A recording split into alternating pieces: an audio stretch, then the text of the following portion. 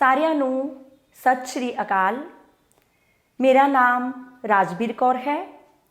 ਮੈਂ ਬਾਬਾ ਨਾਮਦੇਵ ਸਰਕਾਰੀ senior secondary school ਘੁਮਾਣ ਜ਼ਿਲ੍ਹਾ ਗੁਰਦਾਸਪੁਰ ਵਿਖੇ ਬਤੌਰ ਪੰਜਾਬੀ ਅਧਿਆਪਿਕਾ ਸੇਵਾ ਨਿਭਾ ਰਹੀ ਹਾਂ। ਅੱਜ ਅਸੀਂ 12ਵੀਂ ਜਮਾਤ ਦੇ 94ਵੀਂ ਪੰਜਾਬੀ ਵਿਸ਼ੇ ਦੇ ਪਾਠਕ੍ਰਮ ਵਿੱਚ ਸ਼ਾਮਿਲ ਮੱਧਕਾਲੀਨ ਪੰਜਾਬੀ ਕਾਵਿ ਝਲਕਾਂ ਤੇ ਇਤਿਹਾਸ ਪੁਸਤਕ ਵਿੱਚ ਦਰਜ ਗੁਰਮਤਿ ਕਾਵਿ ਦੇ ਗੁਰੂ ਸ਼੍ਰੀ ਗੁਰੂ ਰਾਮਦਾਸ ਜੀ ਦੇ ਸ਼ਬਦਾਂ ਬਾਰੇ ਗੱਲਬਾਤ ਕਰਾਂਗੇ। ਗੁਰੂ ਰਾਮਦਾਸ, ਜਿਨ੍ਹਾਂ ਦਾ ਪਹਿਲਾ ਨਾਂ ਜੇਠਾ ਜੀ ਸੀ, ਦਾ ਜਨਮ ਚੂਨਾ ਮੰਡੀ ਲਾਹੌਰ ਵਿਖੇ 24 ਸਤੰਬਰ 1534 ਈਸਵੀ ਨੂੰ ਹੋਇਆ। ਗੁਰੂ ਅਮਰਦਾਸ ਜੀ ਗੋਇੰਦਵਾਲ ਸਾਹਿਬ ਵਿਖੇ ਬੌਲੀ ਸਾਹਿਬ ਦੀ ਤਿਆਰੀ ਵਿੱਚ ਭਾਈ ਜੇਠਾ ਜੀ ਦੀ ਸੇਵਾ ਅਤੇ ਨਿਮਰਤਾ ਵੇਖ ਕੇ ਉਹਨਾਂ ਵੱਲ ਖਿੱਚੇ ਗਏ ਅਤੇ ਆਪਣੀ ਸਪੁੱਤਰੀ ਬੀਬੀ ਭਾਨੀ ਦਾ ਵਿਆਹ ਉਹਨਾਂ ਨਾਲ ਕਰ ਦਿੱਤਾ। ਆਪਣੀ ਸੇਵਾ ਦੇ ਫਲ ਵਜੋਂ ਆਪ ਗੁਰਗੱਦੀ ਦੇ ਮਾਲਕ ਬਣੇ।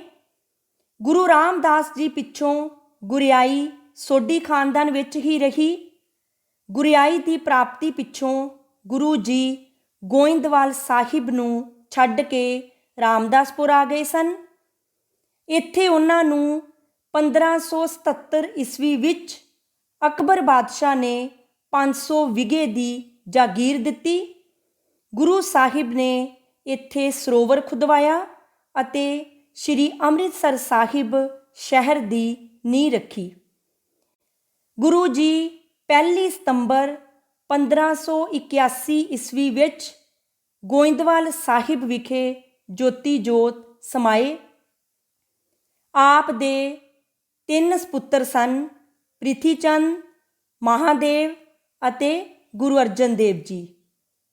ਆਪ ਨੇ ਅਰਜਨ ਦੇਵ ਜੀ ਨੂੰ ਯੋਗ ਸਮਝ ਕੇ ਗੁਰਗੱਦੀ ਬਖਸ਼ੀ। ਆਪ ਜੀ ਦੀ ਰਚਨਾ ਘੋੜੀਆਂ ਵਡਹੰਸ ਰਾਗ ਵਿੱਚ ਦਰਜ ਹਨ। ਇਹਨਾਂ ਵਿੱਚ ਦੇਹ ਰੂਪੀ ਘੋੜੀ ਉੱਤੇ ਚੜ੍ਹ ਕੇ ਬਿਖੜਾ ਪੈਂਡਾ ਕੱਟਦੇ ਹੋਏ ਪਰਮਾਤਮਾ ਨਾਲ ਮਿਲਾਪ ਕਰਨਾ ਦੱਸਿਆ ਗਿਆ ਹੈ। ਆਪ ਜੀ ਦੀ ਰਚਨਾ ਲਾਵਾਂ ਸੂਹੀ ਰਾਗ ਵਿੱਚ ਦਰਜ ਹਨ। ਇਸ ਵਿੱਚ ਜੀਵ ਅਤੇ ਪਰਮਾਤਮਾ ਦਾ ਮੇਲ ਦੱਸਿਆ ਗਿਆ ਹੈ।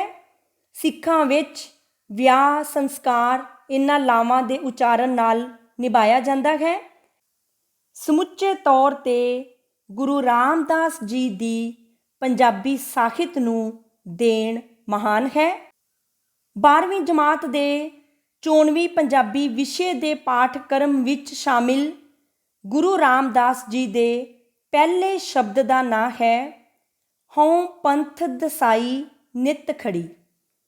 ਇਹ ਸ਼ਬਦ ਸ਼੍ਰੀ ਰਾਗ ਮਹੱਲਾ ਚੌਥਾ ਅਧੀਨ ਸ਼੍ਰੀ ਗੁਰੂ ਗ੍ਰੰਥ ਸਾਹਿਬ ਜੀ ਦੇ ਅੰਗ 41 ਤੇ ਸੁਭਾਏਮਾਨ ਹੈ। ਸ਼ਬਦ ਹੈ ਹਉ ਪੰਥ ਦਸਾਈ ਨਿਤ ਖੜੀ, ਕੋਈ ਪ੍ਰਭ ਦਸੇ ਤਿਨ ਜਾਓ। ਜਿਨੀ ਮੇਰਾ ਪਿਆਰਾ ਰਾਵਿਆ, ਤਿਨ ਪੀਛੇ ਲਾਗ ਫਿਰਾਓ। ਕਰ ਮਿੰਨਤ ਕਰ ਜੋਦੜੀ, ਮੈਂ ਪ੍ਰਭ ਮਿਲਨੇ ਕਾ ਚਾਓ। ਮੇਰੇ ਭਾਈ ਜਨਾ ਕੋਈ ਮੋਕੋ ਹਰ ਪ੍ਰਭ ਮੇਲ ਮਿਲਾਏ। ਹਉ ਸਤਿਗੁਰ ਵਿਟਹੁ ਵਾਰਿਆ, ਜਿਨ ਹਰ ਪ੍ਰਭ ਦੀਆ ਦਿਖਾਈ। ਰਹਾਓ। ਗੁਰੂ ਰਾਮਦਾਸ ਜੀ ਇਸਤਰੀ ਰੂਪ ਵਿੱਚ ਪ੍ਰਭੂ ਪਤੀ ਦੇ ਮਿਲਾਪ ਦੀ ਤੜਫ ਨੂੰ ਬਿਆਨ ਕਰਦੇ ਹੋਏ ਆਖਦੇ ਹਨ ਕਿ ਮੈਂ ਸਦਾ ਤਾਂਘ ਵਿੱਚ ਖਲੋਤੀ ਹੋਈ ਪਰਮਾਤਮਾ ਦੇ ਦੇਸ ਦਾ ਰਾਹ ਲੱਭਦੀ ਹਾਂ।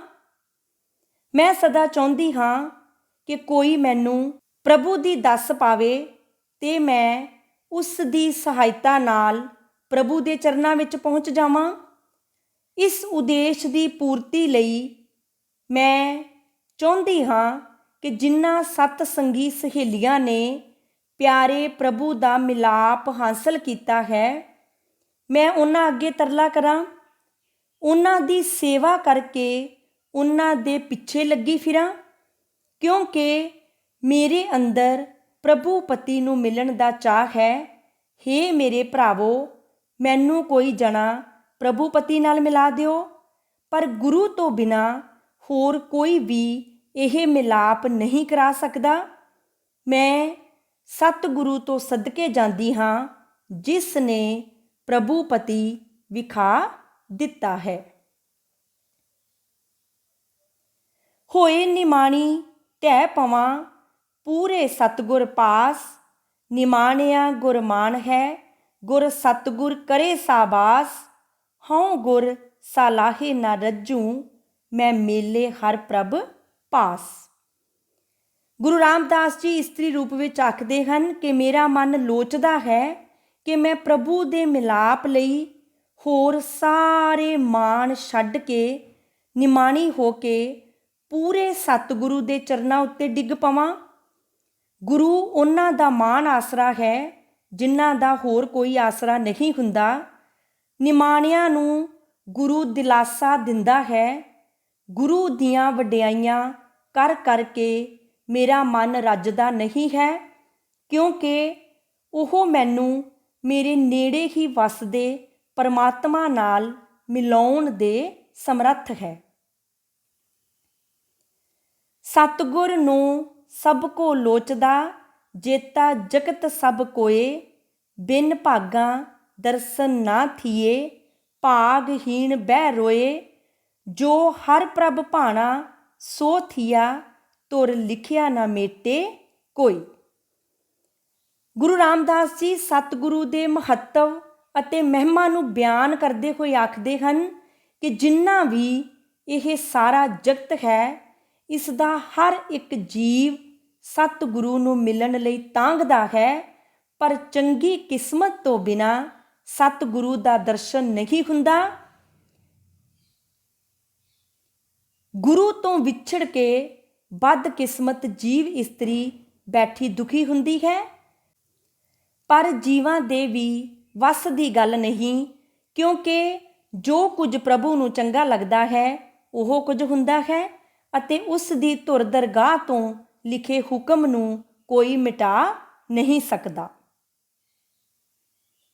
ਆਪੇ ਸਤਿਗੁਰ ਆਪ ਹਰ ਆਪੇ ਮੇਲ ਮਿਲਾਏ, ਆਪ ਦਇਆ ਕਰ ਮੇਲ ਸੀ, ਗੁਰ ਸਤਿਗੁਰ ਪੀਛੇ ਪਾਏ, ਸਭ ਜਗ ਜੀਵਨ ਜਗ ਆਪ ਹੈ, ਨਾਨਕ ਜਲ ਜਲੇ ਸਮਾਈ। ਗੁਰੂ ਜੀ ਫਰਮਾਉਂਦੇ ਹਨ ਕਿ ਪ੍ਰਮਾਤਮਾ ਆਪ ਹੀ ਜੀਵਾਂ ਨੂੰ ਸਤਿਗੁਰੂ ਨਾਲ ਮਿਲਾਉਂਦਾ ਹੈ ਅਤੇ ਫਿਰ ਸਤਿਗੁਰੂ ਦੀ ਰਾਹੀਂ ਆਪਣੇ ਚਰਨਾਂ ਨਾਲ ਜੋੜਦਾ ਹੈ। ਪ੍ਰਭੂ ਜੀਵਾਂ ਨੂੰ ਆਪ ਹੀ ਸਤਿਗੁਰੂ ਦੇ ਲੜ ਲਾ ਕੇ ਮਿਹਰ ਕਰਕੇ ਆਪਣੇ ਨਾਲ ਮਿਲਾਉਣ ਦੇ ਸਮਰੱਥ ਹੈ। ਸੰਸਾਰ ਦੇ ਜੀਵਾਂ ਦਾ ਸਹਾਰਾ ਪਰਮਾਤਮਾ ਸੰਸਾਰ ਵਿੱਚ ਹਰ ਥਾਂ ਆਪ ਹੀ ਆਪ ਹੈ। ਜਿਸ ਜੀਵ ਨੂੰ ਉਹ ਆਪਣੇ ਚਰਨਾਂ ਨਾਲ ਜੋੜਦਾ ਹੈ, ਉਹ ਉਸ ਨਾਲ ਇਉਂ ਇੱਕ ਮਿੱਕ ਹੋ ਜਾਂਦਾ ਹੈ, ਜਿਵੇਂ ਪਾਣੀ ਨਾਲ ਪਾਣੀ ਮਿਲ ਕੇ ਇੱਕ ਰੂਪ ਹੋ ਜਾਂਦਾ ਹੈ। ਇਹ ਸੀ ਗੁਰੂ ਰਾਮਦਾਸ ਜੀ ਦਾ ਸ਼ਬਦ, ਹਉ ਪੰਥ ਦਸਾਈ ਨਿਤ ਖੜੀ। ਇਸ ਸ਼ਬਦ ਦਾ ਕੇਂਦਰੀ ਜਾਂ ਅੰਤਰੀਵ ਭਾਵ ਇਹ ਹੈ ਕਿ ਪ੍ਰਭੂ ਪਤੀ ਤੋਂ ਵਿਛੜੀ ਜੀਵ ਇਸਤਰੀ ਉਸ ਦੇ ਮਿਲਾਪ ਲਈ ਤਾਂਘਦੀ ਹੈ, ਪਰ ਉਸ ਦੀ ਇਹ ਤਾਂਘ ਸਤਿਗੁਰੂ ਦਾ ਲੜ ਫੜ ਕੇ ਹੀ ਪੂਰੀ ਹੁੰਦੀ ਹੈ। ਉਸ ਨੂੰ ਸਤਿਗੁਰੂ ਨਾਲ ਵੀ ਪ੍ਰਭੂ ਆਪਣੀ ਮਿਹਰ ਨਾਲ ਹੀ ਮਿਲਾਉਂਦਾ ਹੈ ਅਤੇ ਉਸ ਦੀ ਸਹਾਇਤਾ ਨਾਲ ਜੀਵ ਉਸ ਦੇ ਚਰਨਾਂ ਨਾਲ ਜੁੜ ਕੇ ਉਸ ਨਾਲ ਇੱਕ ਮਿੱਕ ਹੋ ਜਾਂਦਾ ਹੈ। ਗੁਰੂ ਰਾਮਦਾਸ ਜੀ ਦਾ ਦੂਸਰਾ ਸ਼ਬਦ ਹੈ, ਜਿਸ ਅੰਦਰ ਤਾਤ ਪਰਾਈ ਹੋਵੇ। ਇਹ ਸ਼ਬਦ ਸ਼ਲੋਕ ਮਹੱਲਾ ਚੌਥਾ ਅਧੀਨ ਸ੍ਰੀ ਗੁਰੂ ਗ੍ਰੰਥ ਸਾਹਿਬ ਜੀ ਦੇ ਅੰਗ 308 ਤੇ ਸੁਸ਼ੋਭਿਤ ਹੈ। ਇਸ ਸ਼ਬਦ ਵਿੱਚ ਗੁਰੂ ਜੀ ਨੇ ਪਰਾਈ ਨਿੰਦਿਆ ਅਤੇ ਚੁਗਲੀ ਵਾਲੇ ਨੂੰ ਜੋ ਖੁਆਰੀ ਪੇਸ਼ ਆਉਂਦੀ ਹੈ, ਉਸ ਦਾ ਵਰਣਨ ਕੀਤਾ ਹੈ। ਸ਼ਬਦ ਹੈ, ਜਿਸ ਅੰਦਰ ਧਾਤ ਪਰਾਈ ਹੋਵੈ ਤਿਸ ਦਾ ਕਦੇ ਨਾ ਹੋਵੀ ਭਲਾ, ਉਸ ਦੇ ਆਖਿਐ ਕੋਈ ਨਾ ਲੱਗੈ ਨਿਤ ਉਜਾੜੀ ਪੁਕਾਰੇ ਖਲਾ। ਜਿਸ ਅੰਦਰ ਚੁਗਲੀ ਚੁਗਲੋ ਵੱਜੈ ਕੀਤਾ ਕਰਤਿਆ ਉਸ ਦਾ ਸਭ ਗਿਆ, ਨਿਤ ਚੁਗਲੀ ਕਰੇ ਅਣਹੋਂਦੀ ਪਰਾਈ ਮੂੰਹ ਕੱਢ ਨਾ ਸਕੈ ਉਸ ਦਾ ਕਾਲਾ ਭਇਆ। ਗੁਰੂ ਰਾਮਦਾਸ ਜੀ ਫਰਮਾਉਂਦੇ ਹਨ ਕਿ ਜਿਸ ਮਨੁੱਖ ਦੇ ਅੰਦਰ ਦੂਜਿਆਂ ਲਈ ਈਰਖਾ ਹੋਵੇ ਉਸ ਦਾ ਕਦੇ ਵੀ ਭਲਾ ਨਹੀਂ ਹੁੰਦਾ। ਉਸ ਦੀਆਂ ਗੱਲਾਂ ਉੱਪਰ ਕੋਈ ਇਤਬਾਰ ਨਹੀਂ ਕਰਦਾ, ਉਹ ਇਕੱਲਾ ਰਹਿ ਜਾਂਦਾ ਹੈ ਅਤੇ ਉਸ ਦੀ ਅਵਸਥਾ ਇਸ ਤਰ੍ਹਾਂ ਦੀ ਹੁੰਦੀ ਹੈ ਜਿਵੇਂ ਕੋਈ ਉਜਾੜ ਵਿੱਚ ਖੜਾ ਕੂਕ ਰਿਹਾ ਹੋਵੇ।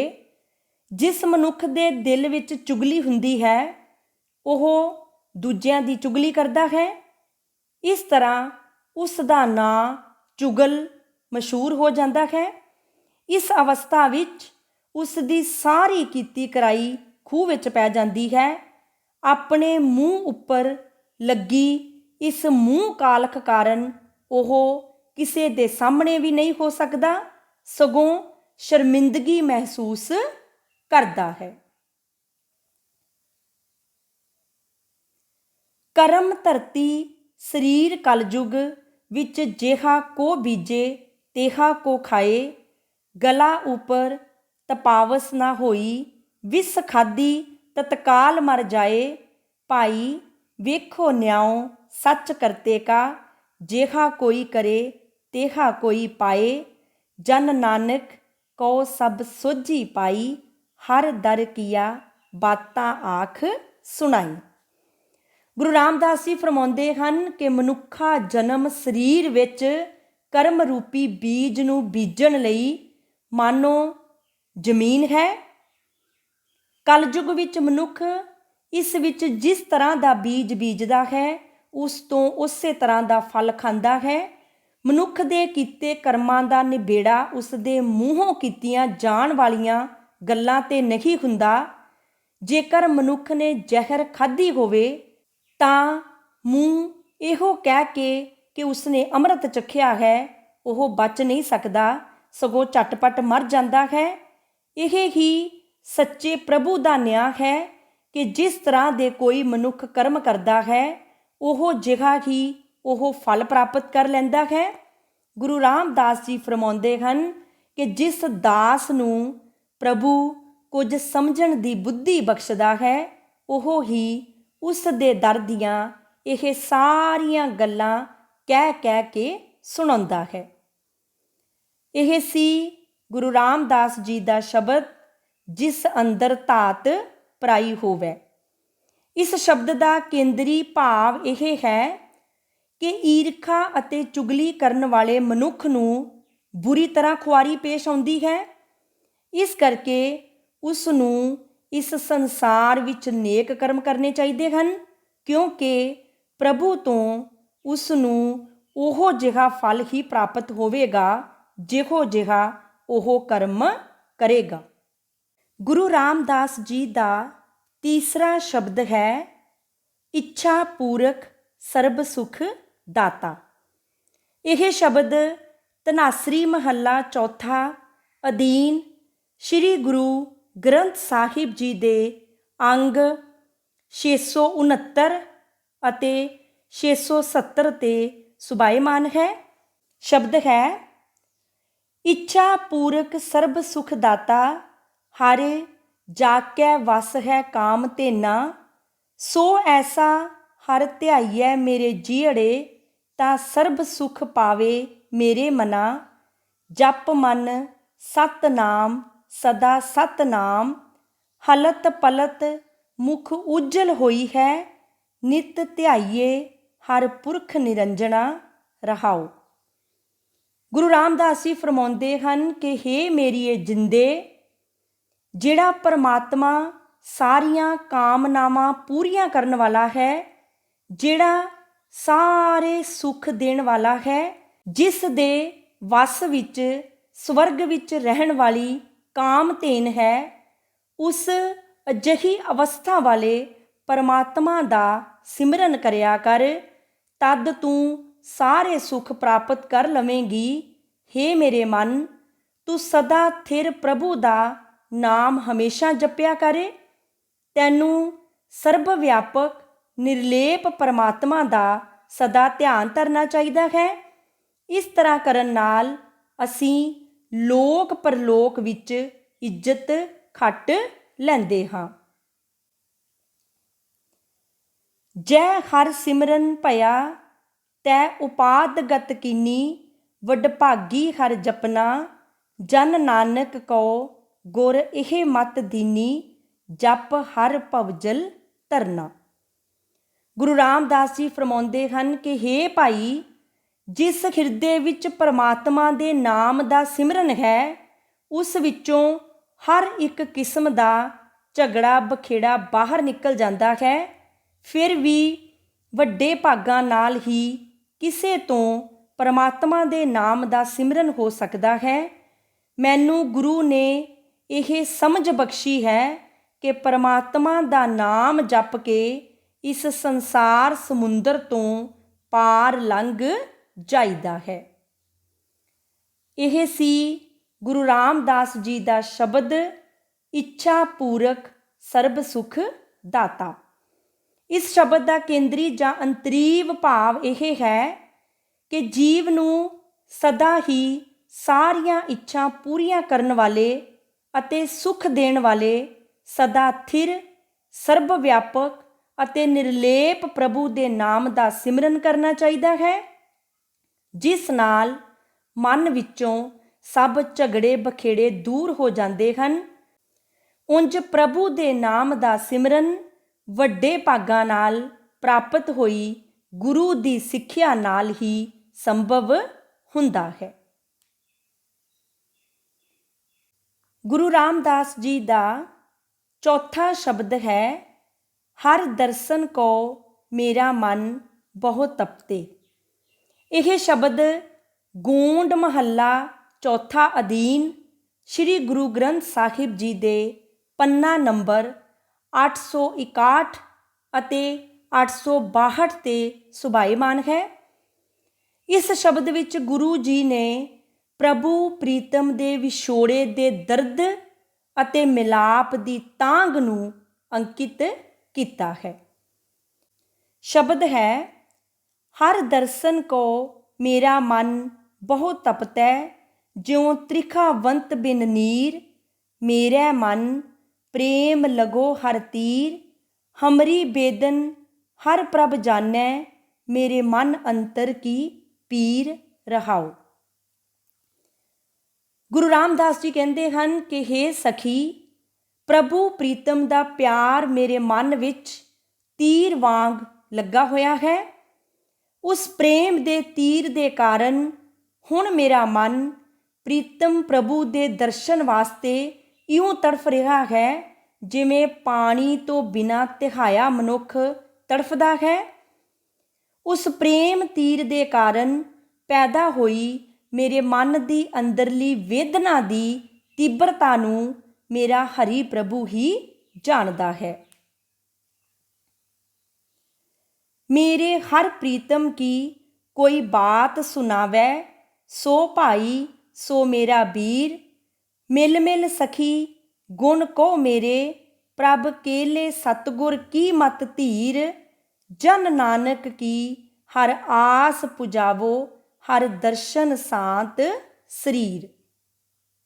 ਗੁਰੂ ਰਾਮਦਾਸ ਜੀ ਇਸਤਰੀ ਰੂਪ ਵਿੱਚ ਆਖਦੇ ਹਨ ਕਿ ਹੇ ਸਖੀ, ਹੁਣ ਜੇ ਕੋਈ ਬੰਦਾ ਮੈਨੂੰ ਮੇਰੇ ਪ੍ਰਭੂ ਪ੍ਰੀਤਮ ਦੀ ਕੋਈ ਗੱਲ ਸੁਣਾਵੇ ਤਾਂ ਮੈਨੂੰ ਇਉਂ ਲੱਗਦਾ ਹੈ ਕਿ ਉਹ ਬੰਦਾ ਮੇਰਾ ਆਪਣਾ ਭਰਾ ਹੈ।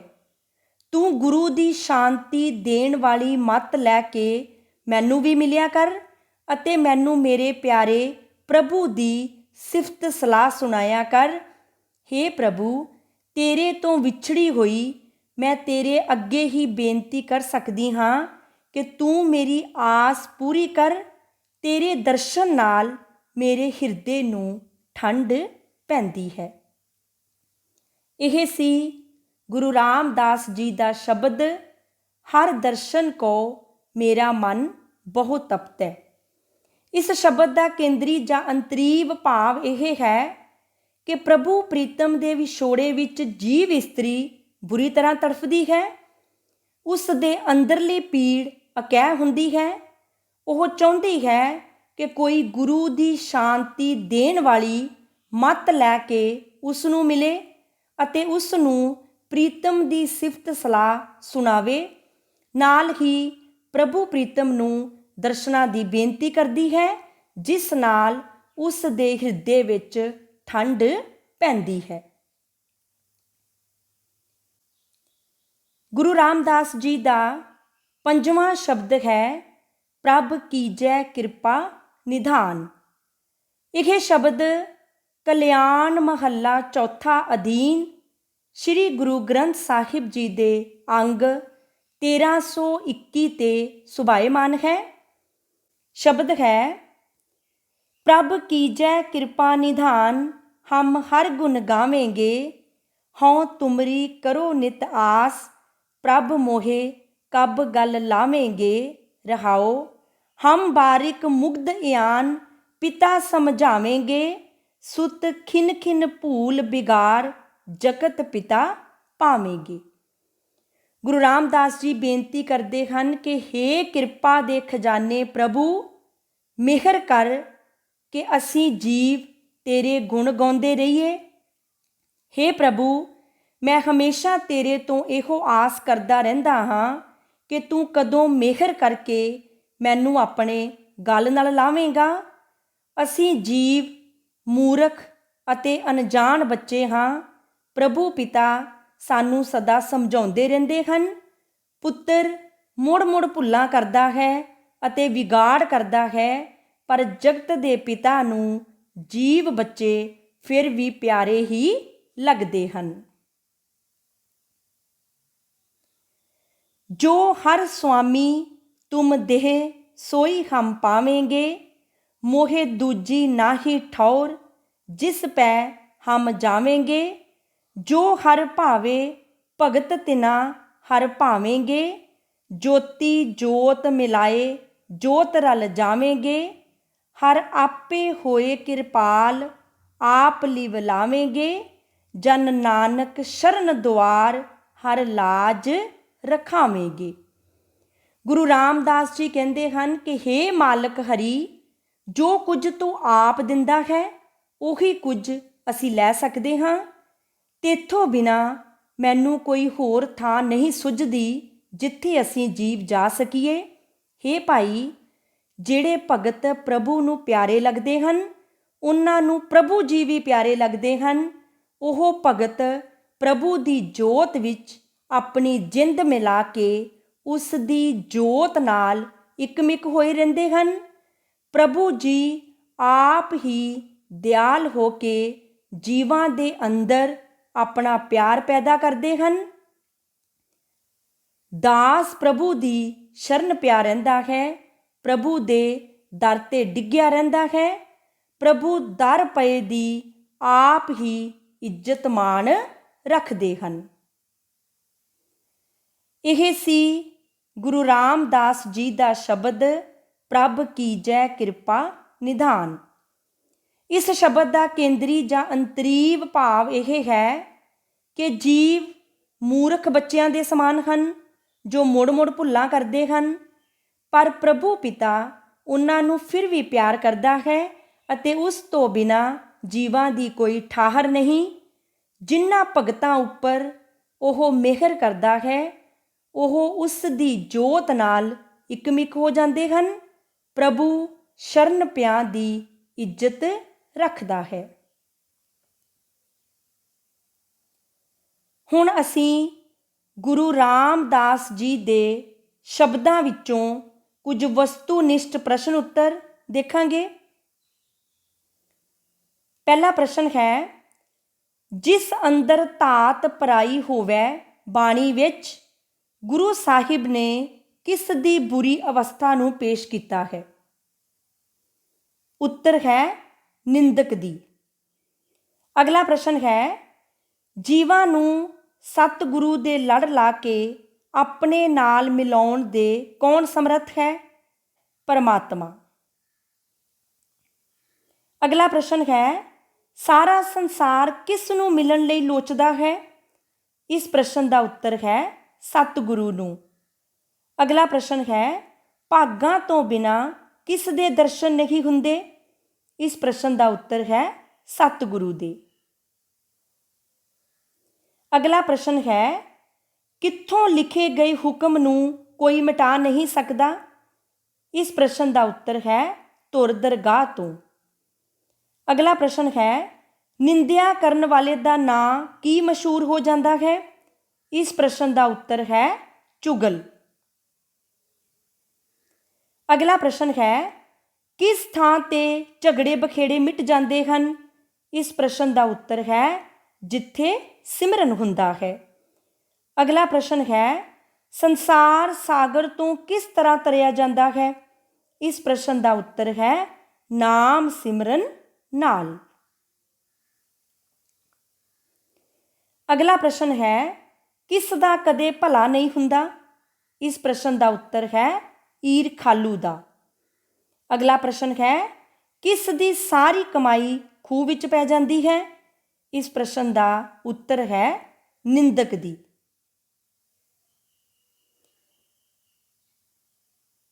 ਅਗਲਾ ਪ੍ਰਸ਼ਨ ਹੈ, ਗੁਰੂ ਰਾਮਦਾਸ ਜੀ ਅਨੁਸਾਰ ਕਿਸ ਦੇ ਦਰਸ਼ਨ ਨਾਲ ਮਨ ਨੂੰ ਠੰਡ ਪੈਂਦੀ ਹੈ?